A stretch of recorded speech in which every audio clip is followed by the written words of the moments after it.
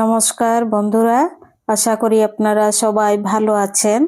আজ আমি বানাবো দারুণ স্বাদের নিরামিষ আলু বেগুনের রেসিপি। তো এটি আমি কিভাবে দারুণ স্বাদের বানাই আমি চলুন দেখে নেবেন। খুবই সুস্বাদু মুখরোচক এই রেসিপিটি। এর জন্যে দুটি বেগুন, একটি আলু, একটি টমেটো নিয়েছি আর ধনিয়া পাতা নিয়েছি ফ্রেশ। তো শীতকালে ধনিয়া পাতার গন্ধটা দারুণ, এর জন্যে ধনিয়া পাতা দিয়ে এই রেসিপিটি বানাবো। প্রথমে 3 চামচ তেলের মধ্যে সরষের তেলে একটি সেদ্ধ করে রাখা আলু ভেজে নিচ্ছি। আলুর মধ্যে দিয়ে দিচ্ছি সামান্য লবণ, সামান্য হলুদ, একদম অল্প হলুদ লবণ দিয়ে ভালোভাবে লাল করে ভেজে তুলে নেব আলুগুলি। 5 মিনিট এটি গ্যাসের ফ্লেমটি বাড়িয়ে 5 মিনিট খুব ভালোভাবে ভেজে নিচ্ছি। সেদ্ধ করা তো বেশি সময় লাগবে না, ভাজা হয়ে গেছে। এবার তুলে নেব।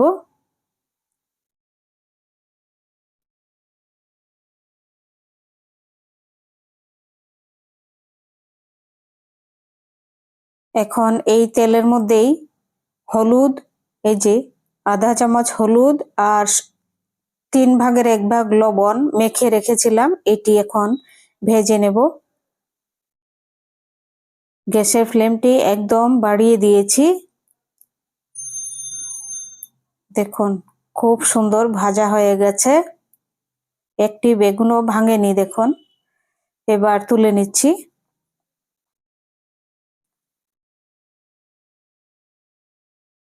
বেশি লবণ দিলে ভেঙে যাবে, তাই সামান্য লবণ আর হলুদ দিয়ে মেখে ভেজে তুলে নিলাম। এবার দিয়ে দিচ্ছি তেলের মধ্যে অল্প একটি ছোট একটি শুকনো লঙ্কা আর 2টি এলাচ, 2টি দারচিনি, 2টি তেজপাতা ফোড়নে। এবার দিয়ে দেব আধা চামচ গোটা জিরা, আধা চামচ। ফোড়নগুলি ভাজা হয়ে যাওয়ার পর দিয়ে দেব একটি কেটে রাখা টমেটো। এবার দিয়ে দিচ্ছি 1 চামচ আদা আর 3টি কাঁচা লঙ্কা বাটা।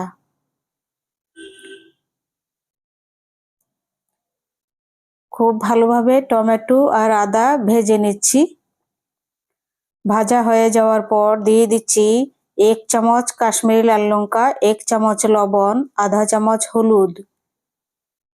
কাশ্মীরি লাল লঙ্কা পাউডারটা কালারের জন্য দিলাম, কাঁচা লঙ্কা তো ঝাল হবে।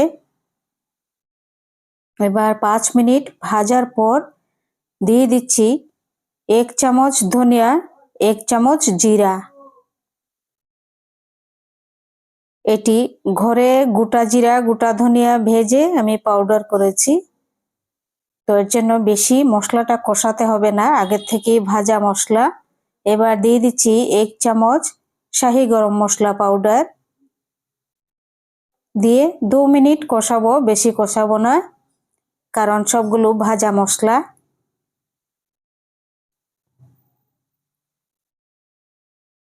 2 মিনিট হয়ে গেছে। এবার দিয়ে দিচ্ছি 1 চামচ বেসন দিয়ে 5 মিনিট আরও এটি বেসনটা ভেজে নিচ্ছি যেন কাঁচা গন্ধ না থাকে।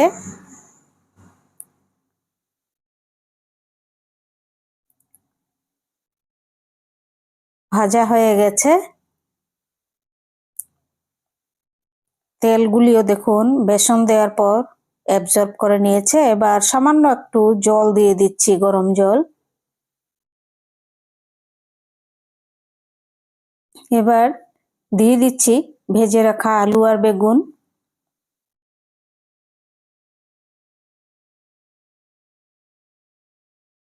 এবার 5 মিনিট ঢাকা দিয়ে জাল করে নেব এটি।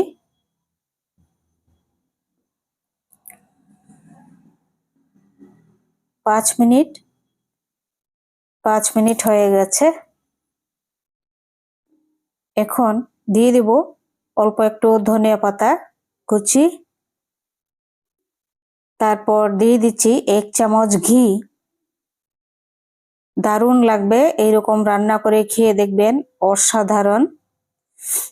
আপনাদের যদি রেসিপিটি ভালো লেগে থাকে চ্যানেলটি সাবস্ক্রাইব করবেন, লাইক করবেন, শেয়ার করবেন, কমেন্ট করে জানাবেন বন্ধুরা কেমন লেগেছে আপনাদের।